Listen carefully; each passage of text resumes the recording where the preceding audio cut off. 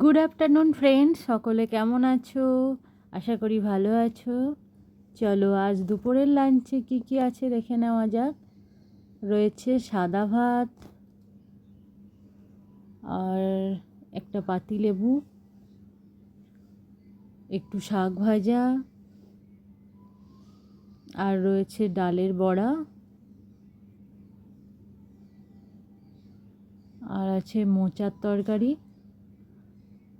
আজকে পুরোটাই নিরামিষ রান্না হয়েছে, মানে আজকে মাছ মাংস ডিম এসব কিছু রান্না হয়নি। আর আছে উচ্ছে ভাজা, রয়েছে মসুর ডাল,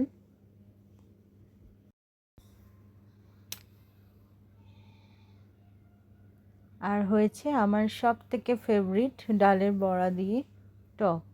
দারুণ টেস্টি হয় খেতে এটা। চলো আমার লাঞ্চ থালি একদম রেডি। ভিডিওটা কেমন লাগলো অবশ্যই কমেন্ট করে জানিও আর লাইক করে দিও। টাটা।